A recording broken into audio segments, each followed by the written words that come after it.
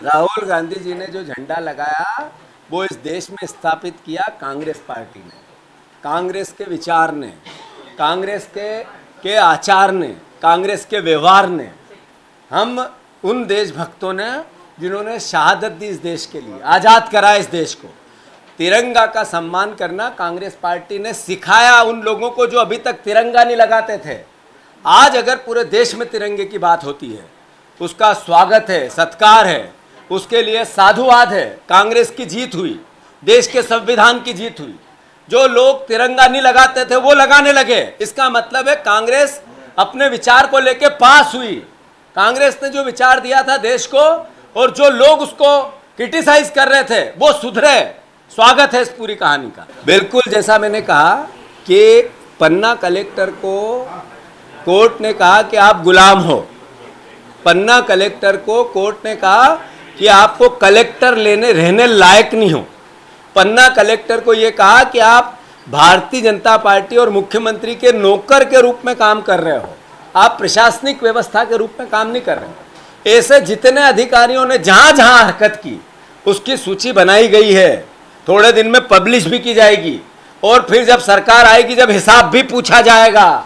तंत्र को बचाना कांग्रेस का धर्म है, लोकतंत्र को बचाना जनता और पूरे राजनीतिक दलों का धर्म है, मीडिया का भी धर्म है। तो ये चुनौती देश के सामने। मैं जब बात कर रहा हूं आपसे कि एक केवल क्लर्क जिसकी 4000 से सर्विस चालू हुई उसके 85 लाख का केस मिला, तो फिर मंत्री के यहाँ क्या होगा? उस विभाग के मंत्री का की क्या स्थिति है, ये विचार करने का प्रश्न है या नहीं है? 85 लाख रुपए क्लर्क के यहाँ मिले, मंत्री के यहाँ कितने मिले होंगे, मिलेंगे? पीएस के यहाँ कितने मिलेंगे? मैंने कहा कि भ्रष्टाचार सर चढ़ के भारतीय जनता पार्टी का चल रहा है। ईडी काम करेगी विपक्ष पे, ईडी काम कभी भी सत्ता पे पक्ष पे नहीं करेगी। जो दो उदाहरण है, मध्य प्रदेश में व्यापम हुआ, देश प्रदेश का मुंह काला हुआ। पश्चिम बंगाल में शिक्षक भर्ती को लेकर ईडी ने छापे डाले, पैसे निकले करोड़ों रुपए।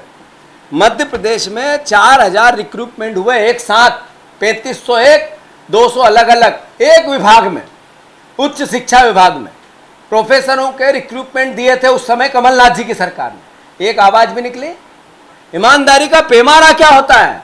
एक बात भी आई पलट के, किसी को कि आपस में भी बात करने की इच्छा नहीं हुई। इतनी पारदर्शिता से काम कि 4000 लोगों का रिक्रूटमेंट एक क्लिक में हुआ, सबको अपनी जगह, कोई असंतोष नहीं, आवाज ही नहीं आई।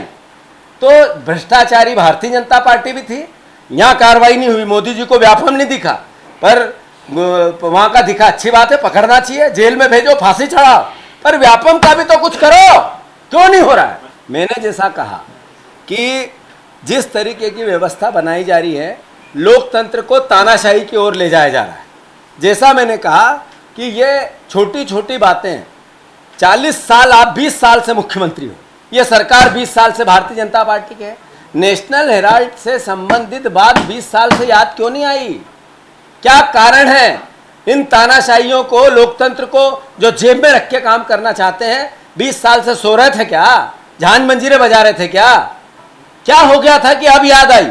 इसका मतलब इतने साल से आप अकर्मण्य थे। अभी भोपाल में क्लर्क क्या करीब 50 पेंशन, बुजुर्गों का अनुदान इस सरकार ने देना चाहिए। लक्षण है इस तरह के जब सरकार निर्णय लेती है, कदम उठाती है, इसका मतलब है वो दिवालिया हो रही है, देश दिवालिया हो रहा है। देश की सरकार ने, प्रदेश की सरकार ने एक श्वेत पत्र आर्थिक मुद्दों पर देश के सामने लाना चाहिए। महंगाई, संसद में 25 सांसदों ने कहा नहीं है। आपको महंगाई नहीं दिखती, मीडिया को महंगाई दिखती है, आम आदमी को दिखती है, इन तानाशाहियों को नहीं दिखती। तो साथियों, मैं आप सबसे अनुरोध करता हूं कि देश के हालात गंभीर है, लोकतंत्र की हत्याएं हो रही है, वो चाहे स्थानीय स्तर पे हो, चाहे प्रदेश स्तर पे हो, चाहे देश स्तर पे हो। देश का लोकतंत्र खतरे में है। देश का लोकतंत्र तानाशाही की ओर सरकार ले जा रही है, व्यवस्था ले जा रही है। हम और आप सबको जागना पड़ेगा, इसमें आपके सहयोग की अपेक्षा है। धन्यवाद। उसकी आवश्यकता फिर आ गई है। महंगाई हो, नेशनल हेराल्ड को लेकर देश में दहशत हो, बेरोजगारी हो, ऐसे तमाम मुद्दों को लेकर कांग्रेस पार्टी देश भर में आंदोलन कर रही है। मेरा आप सबसे अनुरोध है कि जो मोदी मॉडल है लोकतंत्र की हत्या का, उसका कांग्रेस पार्टी पुरजोर विरोध करेगी।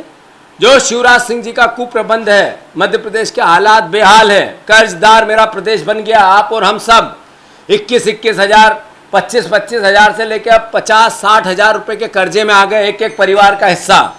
और शिवराज सिंह चौहान रोज कर्जे लेने की बात करते हैं, जमीनें सरकारी बेचने की बात करते हैं, संपत्तियां सरकारी बेचने की बात करते हैं। और जो शिवराज जी का स्वेच्छा अनुदान है, 3 महीने में 90 करोड़ रुपया समाप्त। 90 करोड़ रुपया, 100 करोड़ के लगभग 3 महीने में समाप्त। यानी एक दिन में कितना स्वेच्छा अनुदान लगा है, कहां जा रहा है ये पैसा? 200 करोड़ का फिर प्रोविजन स्वेच्छा अनुदान मुख्यमंत्री का, मतलब 3 महीने में 90 करोड़ जाते हैं, तो लगभग 1 करोड़ रुपया रोज। विचारणीय प्रश्न है दोस्तों, देश में कर्जे में लेकर व्यवस्थाएं बनाई जा रही है, पैसे का दुरुपयोग किया जा रहा है, बांटा जा रहा है, लुटाया जा रहा है। शिवराज जी ने हवाई जहाज खरीदने में कोताही नहीं बरती। शिवराज जी ने अपने जितने भी खुद को लेकर जितनी सुविधाएं बनती है, मंत्रियों को लेकर जितनी सुविधाएं बनती है, सरकार को लेकर जितनी सुविधाएं बनती है, एक कम नहीं की। कम की तो इस सरकार ने बुजुर्गों की रेलवे की टिकट पर जो अनुदान मिलता था वो कम किया। मैंने मांग की थी कि मेरा अनुदान बंद करो, विधायकों का अनुदान आप पहले बंद करो बुजुर्गों से, तब जाके आपकी नीति में असर आएगा। मैंने विधानसभा अध्यक्ष को पत्र भी लिखा है